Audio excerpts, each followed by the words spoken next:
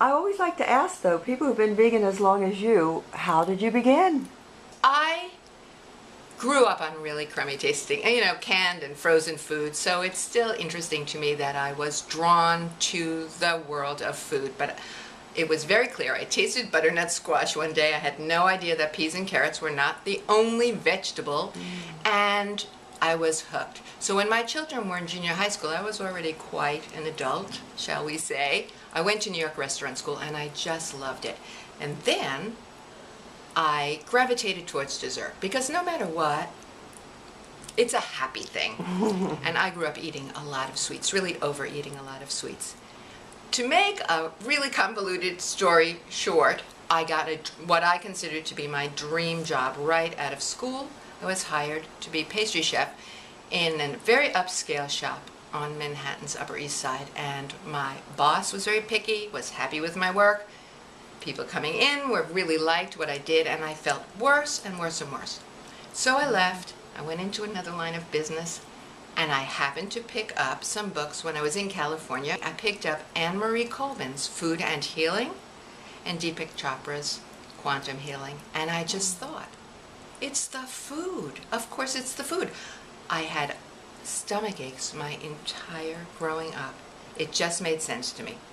So, being a Gemini and a very black and white person, very enthusiastic, I changed my diet overnight. I didn't think vegan, but I began to eat a whole foods, plant-based, clean, organic diet. And if I tell you that I felt tremendously different, wonderful, energetic, not moody, just nearly within days, and I never looked back. I liked learning about the new foods, I liked the way things tasted, and I loved the way I felt. So at that point I became what I called a part of the food police for a very short time. I'm not fond of the food police, and in my classes or workshops I ask people to please, anybody who is a member of the food police, to please leave their badges outside the door while we're having our discussion. Because we all are individuals, honestly, we're doing the best we can. But during this very short period of time, when I had just changed my diet and so on, I said, all sweets are evil. And that was it, no sweets.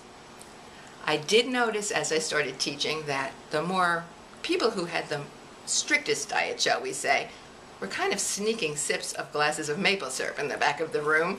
And then when my son said, "Mommy, no baked sweet potato for my birthday with a candle in it," that's not going to be okay. I really knew I had gone too far. And I went out into the marketplace to see what sorts of vegan desserts were available. And unless you liked a dry, heavy, rather tasteless cake, or a chocolate cake that was carob, there was nothing available. I'm going back well over 20 years. It's quite different today. So I got a bit curious, and I wanted to see what I could do, with the idea that within a whole foods, a healthy whole foods, seasonal, plant-based diet, could there be room for a nice piece of delicious dessert, but made with healthful ingredients. And now you're looked upon as one of the guiding lights in relation to all of this. I would like you to mention the title of your current book. It is called More Great Good Dairy-Free Desserts Naturally. In 2006, when it was published, vegan was not the positive marketing term that it is today, although it was published by the company that publishes vegan books and eco books and so on. Today, well actually for the last year, this book has a all vegan sticker on it, so that if anyone wasn't sure, they can be sure. People who know me and know my work know that I do vegan only. That is what I do. I am a vegan. I believe in it on every level. I came to veganism for health. Of course, then I learned other reasons that are very compelling for ourselves, the planet, the animals. It's such a win-win.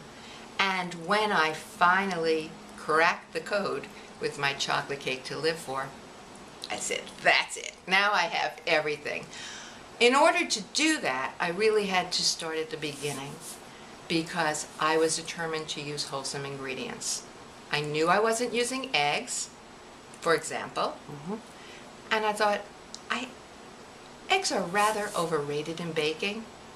I went back to my notes, my teaching notes and working notes, and I thought, well, except for meringues or an angel food cake, eggs have several functions. They really only leaven when they're separated and the whites are whipped. So it's not so much about leavening. Binding, that couldn't be very hard. Moisture, well, I could think of ways to add moisture. And I like to research. I like to taste. I like a challenge. But what I discovered was there were a lot of what we call accidentally vegan cakes that go back many, many years. Every time there's a war, there's some new recipes for vegan cakes, but nobody knows they're vegan. They just don't have eggs. Of course, today we have more choices with non-dairy milks and so on. But I, for myself, decided that if I could make desserts, delicious is the operative. I mean, there's no if they can be delicious. I never want to hear, oh, this is pretty good for what it is. I had to defend myself in the beginning.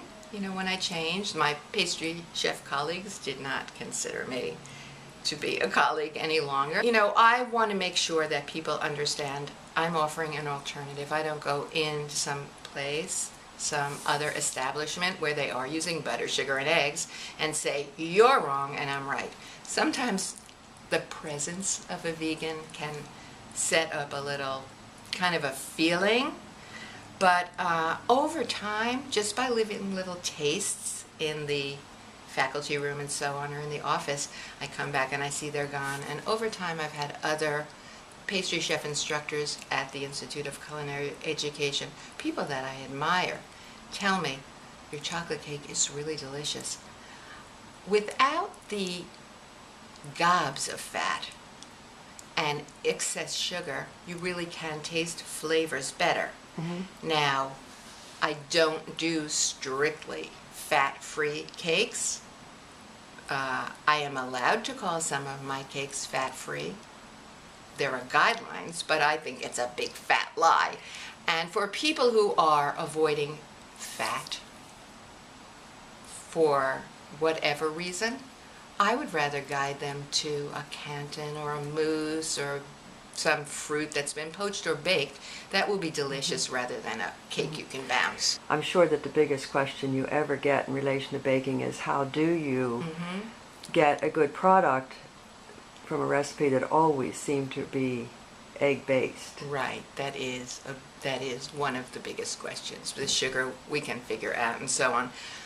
I don't go and try to adapt an angel food cake. You know, at this point in my career, I will look at a recipe and say, oh my gosh, that one has 8 yolks, you know, or the easiest thing for people who are learning to adapt recipes is go to a book, a vegan book, with a chef that you trust and try one of theirs as, you know, try a recipe as a baseline.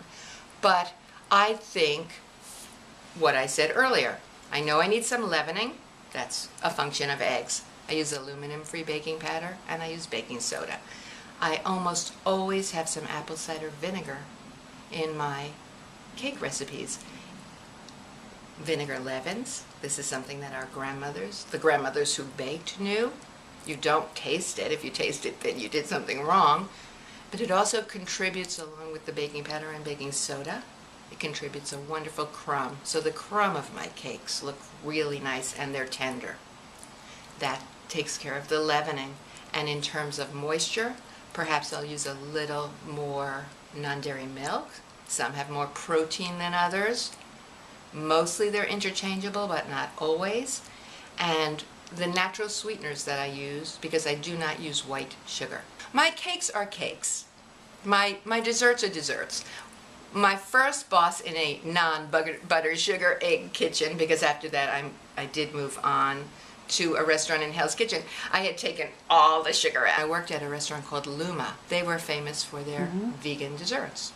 And he said, Chef Costigan, you're making brownies, not brown bread. And I got it. I know today that we eat with our eyes first.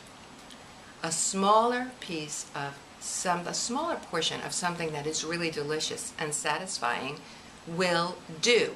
Whereas you take all the sugar out of something, the SnackWells, for example, the fat-free cookies, you have to use twice as much sugar. So where have you really gained anything? Because your body is being tricked. It knows what's coming in, but it's not happening. You know, the expected result isn't happening. So that takes care of that. But our natural sweeteners hold moisture. Actually, they're more humectants. They're different. I had to learn the properties of all the different natural sweeteners before I could start baking and play around with them. I like maple syrup. But sweetener. Real maple Oh, yes. syrup, not flavored sugar water. Absolutely. But that goes back to I only use wholesome ingredients. The difference between maple flavored, and when you start reading the bottle, you go, that's water, caramel color, and I don't know. How many ingredients can be in maple syrup? Should say maple syrup. This is a whole sweetener, comes out of a tree, boiled, evaporated. The Indians used this as a sweetener. So I like to think about how was something used historically.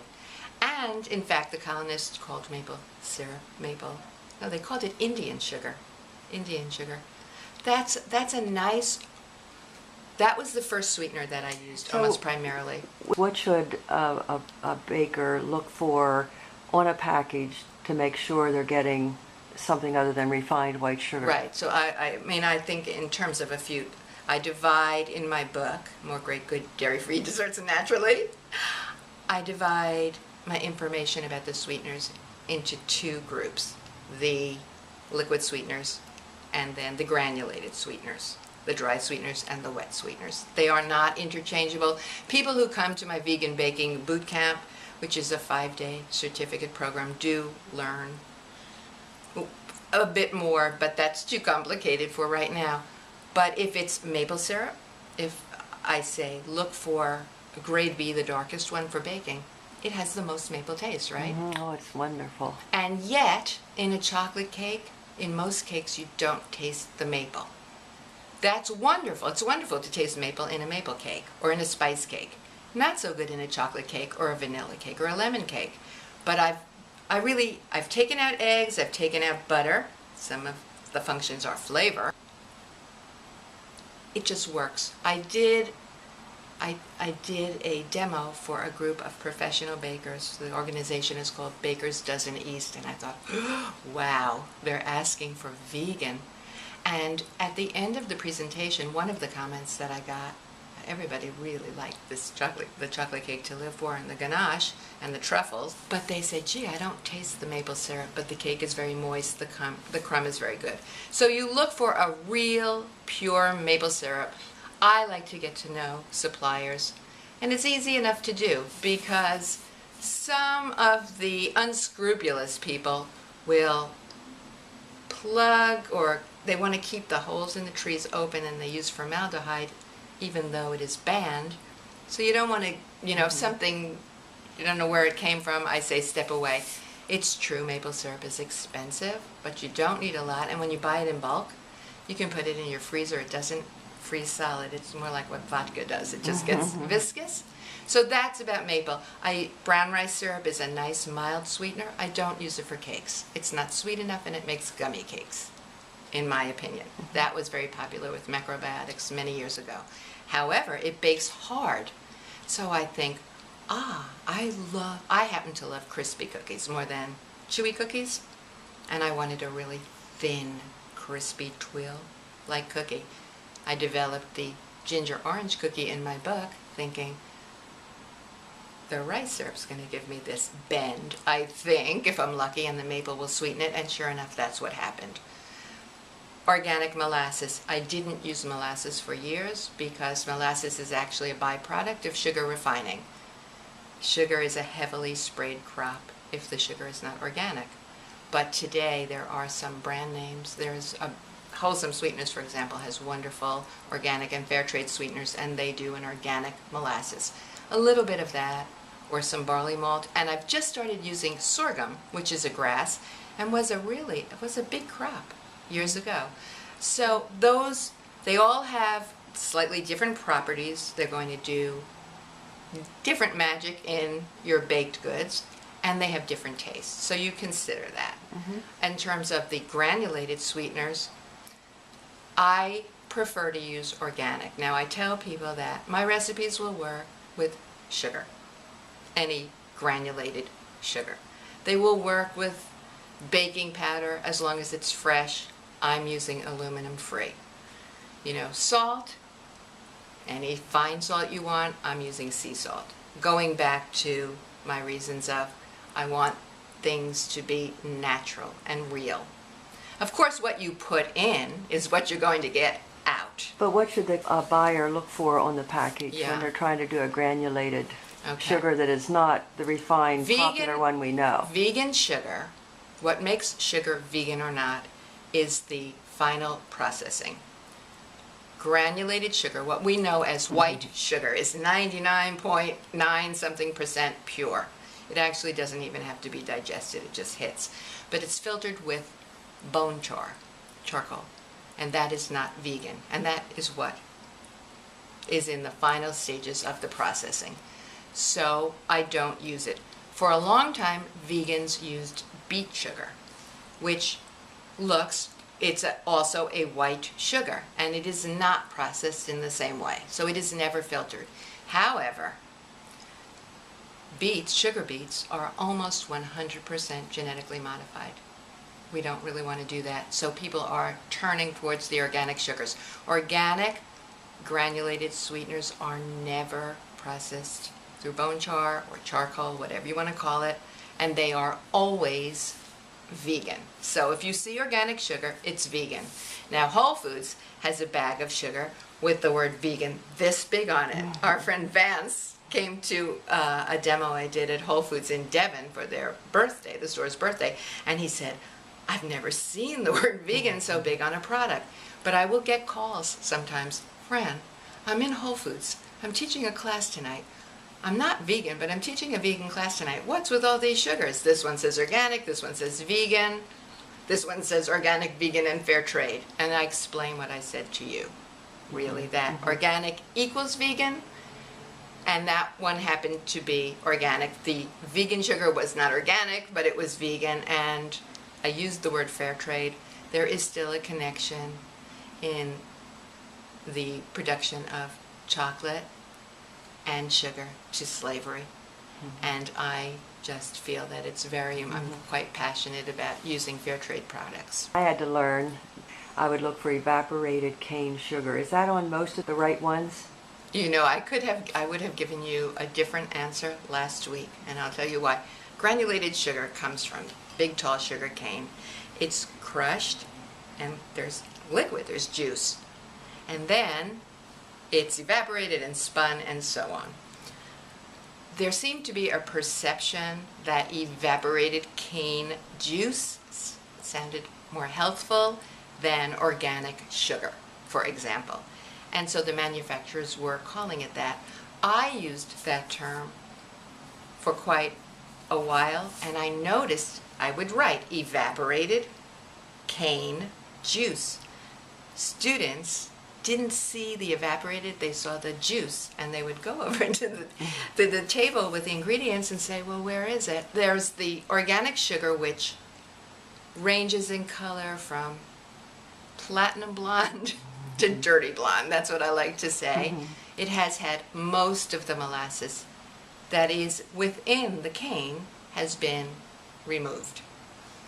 Whole cane sugar has had, it's the same juice that starts out as the same juice. It retains all of the molasses. It was never taken out. So it's darker in color, and So it that would tastes be a more good like molasses. substitute for dark brown Absolutely. sugar. And it works in cakes. You know, it works in some cakes. It actually adds a lovely flavor to chocolate. That's where you see now I call it whole, my recipes say organic whole cane sugar. It's dark in color, but I don't put the dark. Organic whole cane sugar on Some of the manufacturers of this sugar, there are several, write whole cane sugar. Some write evaporated cane juice. They're all different. There's a lot of terminology, so you learn it all. But the good thing is usually that they are in plastic bags, so you can actually eyeball you can. to see what you're getting. Thank goodness. Absolutely. And then find the suppliers that you want to, who are vegan friendly, who you can trust, who have not been bought up by some other gigantic company, and all of a sudden it's not the same thing. But I do want to say on the subject of granulated sugar, no matter what, there are some that are lighter in color, and the crystal is smaller than other brands, and it's essentially it's the same product. But no matter what, the crystal of an organic sugar or a non-white sugar is larger than white sugar. So I've taken to grinding the sugars first, particularly the whole. And it's simple to do. You mentioned chocolate. I know that your next book has that as a focus. What is the name of your next book? The working title for my next book, which I'm thrilled to be doing with Running Press, and it's scheduled for fall 2013, is an all-chocolate book, a vegan chocolate book. The title is Irresistible Chocolate Vegan Desserts for Everyone. Unapologetically delicious, organic, and fair. I've become even more fascinated by chocolate. What is it that even during the time 2 years ago when the markets really plunged and so on, the sales of organic and fair trade chocolates not only did not decline, but they climbed. And you go into almost any store now. You don't have to go into a specialty shop, and the shelves are lined with artisan chocolate, artisan chocolate, artisan chocolate from this region. Single bean mixtures. I was in Nashville this summer, and I found an artisan organic chocolate made with brown sugar by a chocolatier doing this in Nashville, Tennessee. So it's really fascinating to me. And as I did some research, I was looking for vegan dessert books. I didn't see anything that was like the books that I'm drawn to, and many people come to me and say, why don't we have a chocolate book like Alice Nedrick's, for example? A really comprehensive book. Well, how do you work with chocolate, really? And where are the photographs and so on? It's so interesting. For one of the facts that I learned recently was dark chocolate. We talk about milk chocolate, dark chocolate, or that's what we used to talk about. I would be asked, well, what is vegan chocolate? And I'd say, well, if it's not milk chocolate, it's vegan. That's not at all the case. Of course, vegan chocolate needs to be made with organic, with vegan sugar. But I didn't know until I started doing this research that non-milk chocolates are allowed by law to contain up to 12% milk solids. It is listed on the label, and as we've been taught by our friends the doctors, I don't care what it says on the front, turn it over, and I'll go further and say that because artisan chocolate is so popular now, and organic and fair trade is a buzzword, some of the really big companies are buying up the little guys, and you might really be surprised. So when I go shopping, even if it's a brand that I love, I look, because who knows what happened. You know the company that all of a sudden has organic milk powder on the back of their chocolates. When they never did before. When they never did before. And you never know. It's cheap, it creates a kind of a creamy mouthfeel, I guess, but it can be annoying to a person who is vegan. It can be slightly more annoying, let's say, to someone who's teaching a kosher home and needs a parve dessert. Or lactose intolerant. Yeah, for people who have lactose allergies, oh my gosh, it can be deadly. Yeah. So pay attention to it. What is your go-to dessert? Oh, it depends, Linda. I really like chocolate cake. I tend not to go for layer cakes. I like more cake than frosting. So my go-to cake most of the time will be a single layer of my chocolate cake to live for, twice glazed with a dark ganache. So the top of your birthday cake, for example. And I like it with some fruit. In the summer, that might be some raspberries. The tart with the chocolate really works for me. In the winter, it will be with cranberries.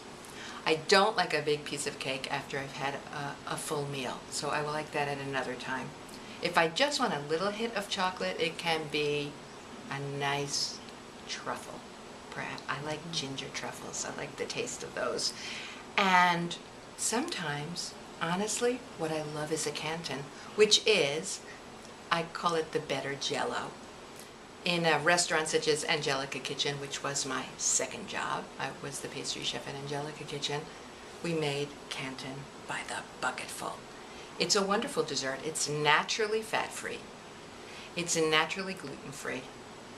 There is no sugar added. Canton is fruit juice flavored with aromatics if you like, fruit in it or not, gelled with agar, which has been used for centuries in Asia as Jell-O, as a gelatinizing agent, and it's actually quite easy to work with. Agar, you may see it as agar.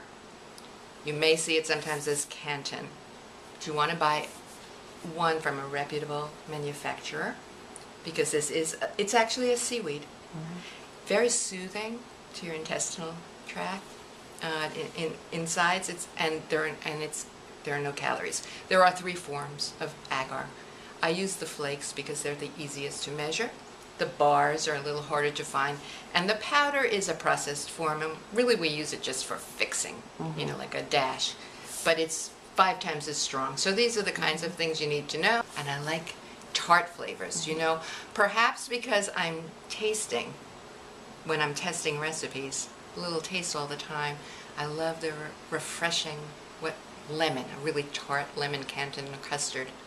And you know, people think I wake up and I have chocolate. I have my mid-morning snack and it's chocolate, right. And so on throughout the day. And I end my day with a cup of hot cocoa with sweet and sour marshmallows, maybe. It's not the case. You mentioned boot camp. Is that at ICE or at Natural Gourmet? My vegan baking boot camp is at the Natural Gourmet Institute. And that has been the most fun for me. It's 5 days. The first day is a lecture demo. After that, there are 2 classes a day, 100% hands-on. So we call it a vegan baking boot camp intensive because it's intensive. But magic happens because I have people who walk in, they've signed up for this 5-day course, and it says baking. The foundations, you know, the foundational techniques are really important as far as I'm concerned. And they walk in and say, wow, that's an oven. People in New York say, I'll have to take my sweaters out of my oven. And I've had a pastry chef from Taiwan in Paris. And it really works together. So what I'm teaching in a very logical way are the foundations, the kinds of ingredients, their properties, why some work some way and some work another way, and then it builds. For example, going back to the egg question, eggs also cream, add a creaminess. Think about a custard sauce, for example. Agar, the gel I was talking about, used in combination with a starch, arrowroot, tapioca, or organic cornstarch, creams. So it will make a really creamy texture, and that's a technique to learn. Arrowroot and tapioca, starch, and cornstarch, for example. I use cornstarch the least. I do use organic, but corn is something I would rather stay away from. You make a slurry first. They're all dissolved. That part is right before they go into whatever it is you're mixing, but they cook differently. Arrowroot, you bring it to a boil, lift it right off the stove because it reaches temperature, thickens, and then thins. Whereas tapioca starch has to be cooked a little bit longer. So it's kind of interesting. And I'm very grateful actually that I had gone to traditional restaurant school before I did this work, because vegan baking, like any dessert making, relies on being precise. You know, you don't just dump. Right. The kinds of measuring utensils you use matter. The ones for dry ingredients are different from the measuring cups with a spout that are used for liquid. And if you don't believe me, then get a scale, which I actually think a scale is a very good thing to have. Your oven has got to be at the right temperature. How do you know? You better have an oven thermometer in your oven. You know, you need to test your cake. Vegan cakes tend to be gummy, so there's a way to test it. And when I make a pie crust, I'm using a liquid fat, not a solid fat. But I want a tender pie crust. Well, I thought, of course. I learned that you use as little liquid as possible, enough, but as little. The fat has to be icy cold, so I have a technique for getting the oil icy cold. You handle as little as possible, but of course you have to handle it. And then the pastry dough has to rest 2 or 3 times. Because it's vegan doesn't mean you ignore that.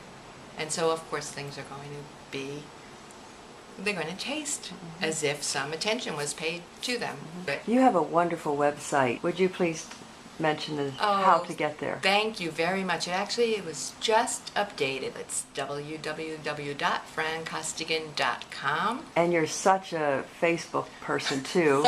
How do we find you there? I have a new Facebook page because I had reached the limit, the friend limit, and I wasn't able to like other people's pages. It is Vegan Pastry Chef Fran Costigan. And so if you type that in, you'll come to that page. And on Twitter, I'm at Good Cakes Fran. And I thank you so much. I mean, you've tempted and only touched on all the aspects of it. So I think anyone viewing this can see that it really is a study. And it doesn't have to be intimidating. Exactly. But it does have to be precise. Yeah. Thank you, Linda. Oh, thank you thank very you. much. You really hit it. You need to pay attention, but don't be afraid. Yes. Just get in the kitchen and do it. Yes.